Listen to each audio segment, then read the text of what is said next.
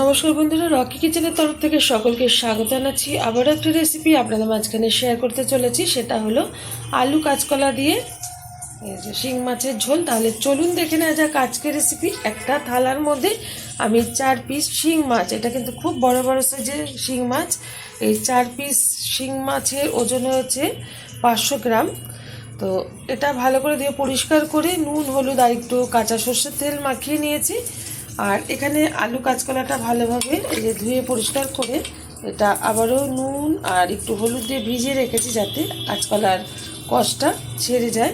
এখন আমি প্রথমে এই মাছগুলো ভেজে নেব, তারপরে কিভাবে ঝোলটা রান্না করব সেটা আপনাদের মাঝখানে শেয়ার করব।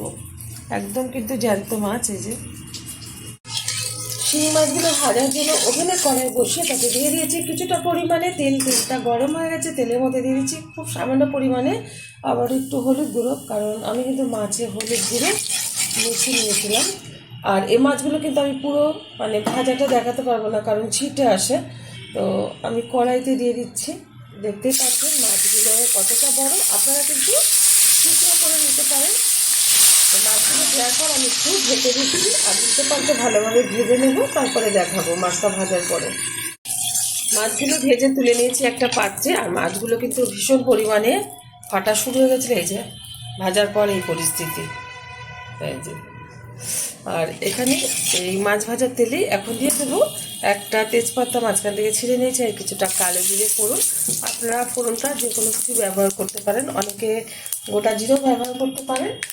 এখন দিয়ে দেবো এর মধ্যে টুকরো করে রাখা কাঁচকলা আর আলু, জলটা ঝরিয়ে নেব। এবার একটু নেড়ে চেড়ে নেবো। 1 থেকে 2 মিনিট মতো হাই আছে। জ্যান্ত মাছ দিয়ে আর আলু কলা দিয়ে যদি কখনো ঝোল করা হয়, এটা কিন্তু স্বাস্থ্যের পক্ষে ভীষণ ভালো। আর এমনি খুব উপকার এই ঝোলটা খাওয়ার। জ্যান্ত মাছের যে কোনো ঝোলই তেলে শরীরের পক্ষে ভীষণ ভালো, ছোটো থেকে বড়ো প্রত্যেকেরই। 1 থেকে 1.5 মিনিট মতো হাই আছে, একটু তেলে নাড়াচাড়া করে নিলাম কাঁচকলা আর আলুটা। এখন এর মধ্যে দিয়ে দেবো বেটে রাখা মশলা, জিরে আদা আর একটা লাল রঙের কাঁচা লঙ্কা নিয়েছি, আর সাথে দিয়ে দিয়েছি কয়েকটা গোলমরিচ, সেটা আমি বেটে নিয়েছি শিলনোড়ায়। ঝালটা যাদের পছন্দ অনুযায়ী ব্যবহার করবেন, কারণ গোলমরিচে কিন্তু ভালো পরিমাণটা বেশি থাকে। তো বাচ্চারা খেলে আপনারা বুঝে সেটা ব্যবহার করবেন। ভালোভাবে কষিয়ে নিচ্ছে।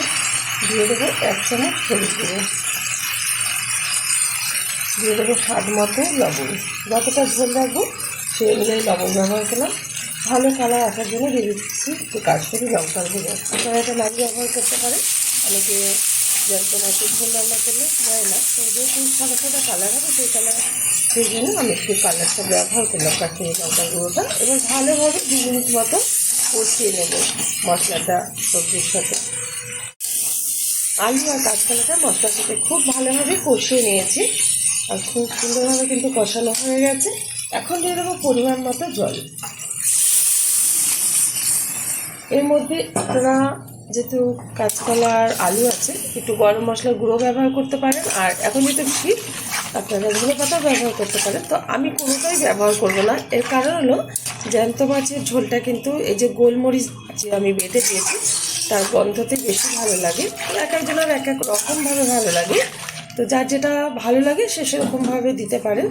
এখন দিয়ে দেবো এর মধ্যে ভেজে রাখা শিং মাছ। আমার এই রেসিপি যদি আপনাদের ভালো লেগে থাকে, আপনারা অবশ্যই আমার চ্যানেলটিকে সাবস্ক্রাইব করবেন, লাইক করবেন, শেয়ার করবেন। আর আজকে ঠিক যেরকমভাবে শিং মাছের ঝোল রান্না করে দেখালাম আলু কাঁচকলা দিয়ে, আপনারা অবশ্যই ট্রাই করবেন। গরম গরম ভাতের সাথে ভীষণ ভালো লাগবে। প্রত্যেকে ভীষণ ভালো জানেন এরকমভাবে রান্না করতে, জ্যান্ত মাছ কীরকমভাবে রান্না করতে হয়। তবু আমি আমার স্টাইলে করে থাকি, আর সেটাই আপনাদের মাঝখানে শেয়ার করি। ঢেকে দিচ্ছি 20 মিনিটের জন্য, ওভেনের আঁচটা একদম লো করে দিচ্ছি। ঢাকনাটা তুলে দিচ্ছি। ওভেনের আঁচটা এবার একটু জোরে করে দিলাম। আলু আর কাঁচকলাটা কিন্তু খুব সুন্দরভাবে সিদ্ধ হয়ে গেছে, একদিকে কিন্তু ঝোলটাও হয়ে গেছে। তো বন্ধুরা, আমাদের এখানে এই মাছের দামটা কিন্তু 1000 টাকা কিলো নিয়েছে, যেহেতু 500 গেছে, তো 500 গ্রামের দাম 500 টাকা। আপনাদের ওখানে কীরকম দাম এরকম মাছের, শিং মাছের, জ্যান্ত শিং মাছের, আপনারা অবশ্যই কমেন্ট বক্সে জানাবেন কমেন্ট করে। ঝোলটা হয়ে গেছে, নামিয়ে ঢেলে দিচ্ছি একটা পাত্রে। দেখা হবে পরের ভিডিওতে নতুন কোনো রেসিপি নিয়ে। ধন্যবাদ।